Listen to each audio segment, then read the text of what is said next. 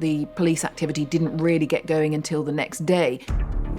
Police in Portugal are investigating claims that a 3-year-old British girl has been abducted. By that time, Madeleine's disappearance was making headlines across the world. I'm Jane Hill, live in the Algarve, where there is still no sign of... My editor took me off air the day after she disappeared and said, get on a plane to Portugal.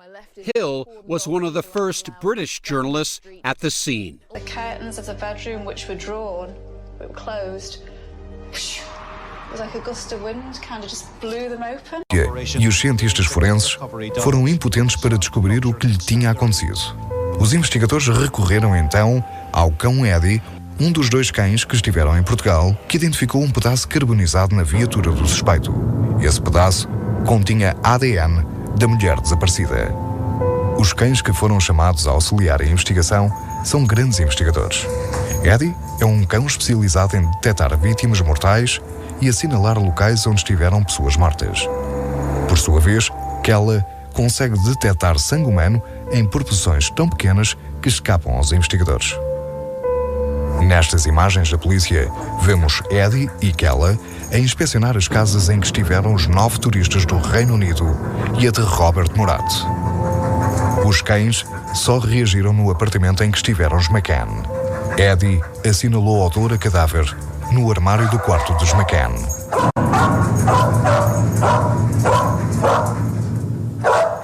I got nightmares in my head, I fear thoughts build up until I can't feel. My mind fills up into a creature, and it haunts me somewhere much deeper.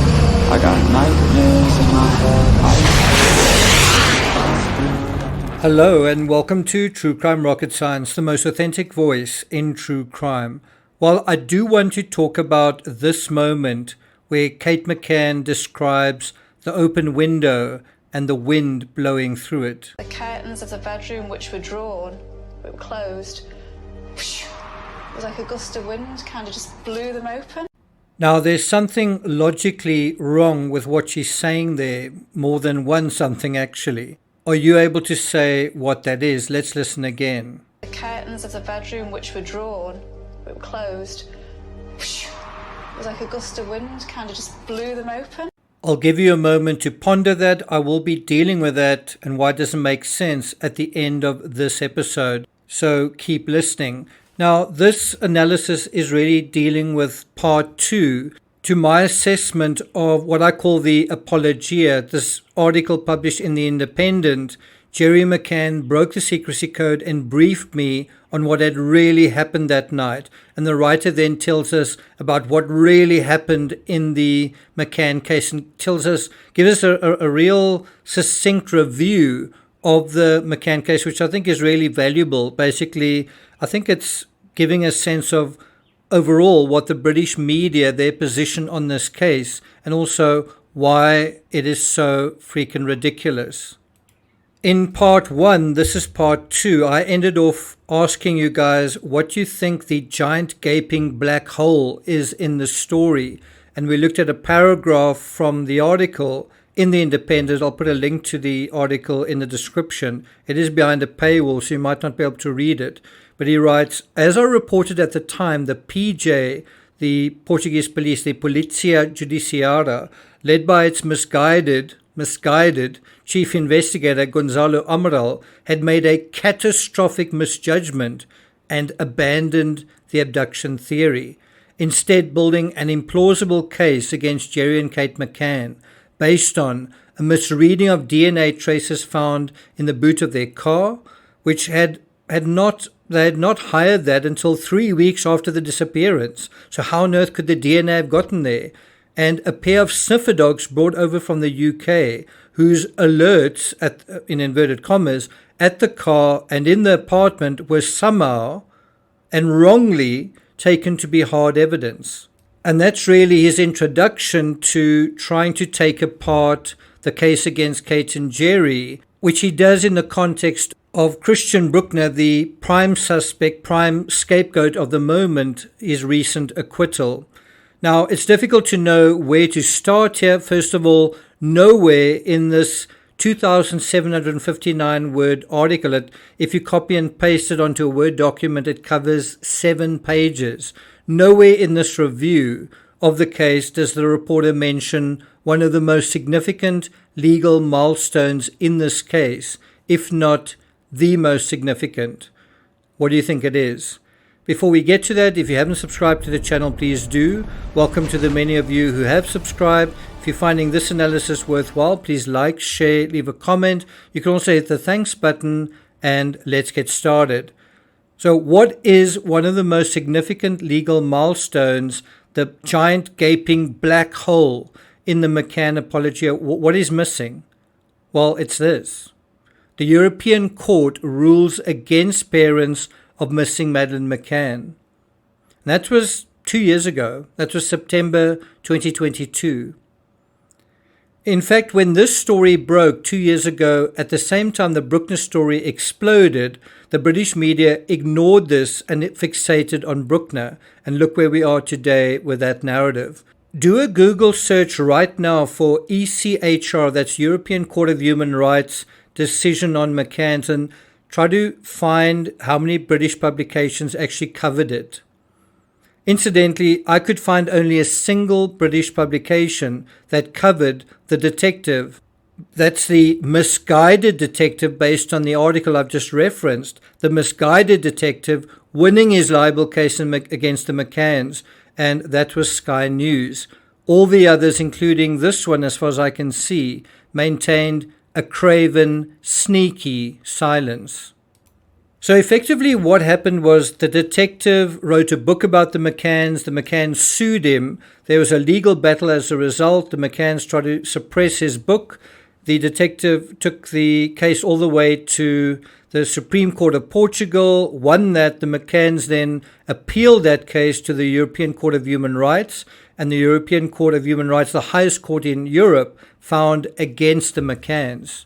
The misguided detective, his views were supported by the European Court of Human Rights. Not a peep about that from the British media. Nothing about that in this article. And this is supposed to be quite a comprehensive overview. It's almost 3,000 words long. Now, as it turns out, a major point raised by the ECHR decision was that it accepted the cadaver dog evidence that forms such a crucial and critical part of the McCann case. It's also a part that apparently the British media completely can't understand. Below is an excerpt from the official ECHR judgment vindicating Detective Amaral. Listen to this. Quote, biological and blood samples were subsequently detected by British sniffer dogs inside the holiday apartment and in the trunk of a vehicle that the applicants had rented a few days after their daughter's disappearance. As a result, the parents were placed under investigation in September 2007. Why were the parents placed under investigation? As a direct result of what the dogs found and what the dogs then alerted to, leading to biological and blood samples. It's not that the dogs just sniffed something, they later found biological samples of human remains and human blood. The ECHR goes on to note they were suspected, meaning the parents, of having hidden their daughter's body following her death, possibly as a result of an accident inside the apartment and of having staged an abduction. I actually don't agree with that little part inside the apartment, although I think some of what was done afterwards did occur inside the apartment. But I believe the accident happened outside the apartment, hence the cadaver traces in the garden below the balcony. Those proceedings were discontinued in July 2008. Now it's interesting, did the ECHR also misread the biological and blood samples in this case? If so, why does it highlight this aspect in its comparatively brief ratio? The reporter for The Independent also can't seem to make any sense of biological traces being found in a vehicle if it was hired 3 weeks later, possibly because he also doesn't know cadaver traces were found in the rental villa and on Madeleine's cuddle cat as well. In fact, if you accept the sniffer dog's trail, it appears a dead body was moved A, from the flower bed below the balcony, which no one really talks about, to B, the lounge and behind the couch, to C, inside the cupboard in the McCann's bedroom. And you saw a brief clip of that moment at the beginning of this video. Arguably, this is a scenario where someone was trying to find a better and more secure place to hide the body. If so, why would you stop there? Why would you stop at the apartment? I see we're at about the 10-minute mark. That's the limit of many people's attention span, so I'm not going to take it further than that at this point anyway. But I do think we need to juxtapose this paragraph about the misguided chief investigator, Gonzalo Amaral, making a catastrophic misjudgment and abandoning the abduction theory, the implausible case against Jerry and Kate McCann based on misreading DNA traces, and then the whole thing about a pair of sniffer dogs whose alerts, in inverted commas, were somehow and wrongly taken to be hard evidence. I think we need to put that paragraph from a journalist who describes himself, described by others, as a shill for the McCanns, but is not a shill for the McCanns, but let's put that paragraph and juxtapose it next to this one from the European Court of Human Rights. Just put them side by side and look at what it says in the one paragraph and look at what it says in the other paragraph. And ask yourself, which source do you find more credible? The European Court of Human Rights or a journalist that is described by some as a shill for the McCanns? Because you can't accept both versions. One version is true and the other version is not. So who is more authoritative here? And can you just say, well, I believe this person. I just choose to believe this person. Can you say that? We are dealing with facts and evidence here, right?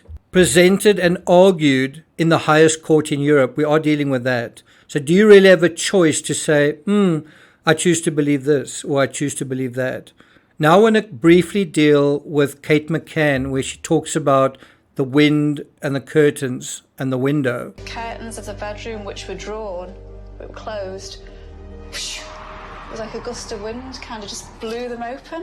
So what is wrong with this picture, this portrait that Kate is sketching? And by the way, she sketches the same thing in her book. She writes, at 10 p.m. I went back to the apartment myself. I entered the sitting room via the patio doors as Jerry and Matt had done and stood there listening for a few seconds. All was silent. Then I noticed that the door to the children's bedroom was open quite wide, not how we had left it. And there's quite a lot of emphasis when the McCanns talk about this. They talk about exactly how many inches it was wide and all that kind of thing. Then she says, at first I assumed that Matt must have moved it. I walked over and gently began to pull it too. Suddenly it slammed shut, as if caught by a draft. Have you been able to figure out what is wrong with Kate's story? Well, here it is. For the door to be able to slam shut, the door needed to open outwards. And for that, you need to imagine the path of the wind going from the outside of Madeleine's bedroom, through the bedroom, and then out the window, right, blowing the curtains outwards. That is the gesture that Kate's making.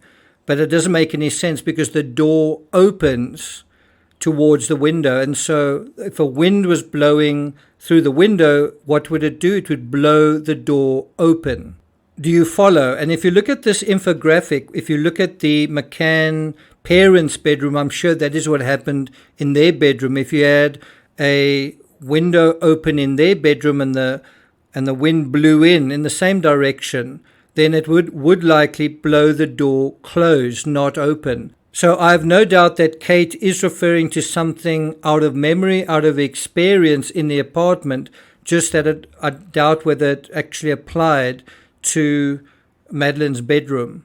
And another reason why I doubt that was because they found the window closed, they found the shutters closed, and in crime scene photos, the windows and shutters are closed as well. There is also no sign of forced entry to either the windows or the shutters. If the imputed abductor had entered through the open or unlocked patio door, why wouldn't he have also left through the same way? Why is there all of this emphasis on the broken window?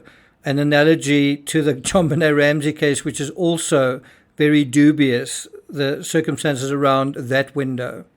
Now, I'm not going to take it further than that. I do want to talk very quickly about this whole idea of the McCanns being victims of the media circus. Remember, I touched on that in the last video. Well, listen to this. The family also revealed how important media coverage of the case is to them.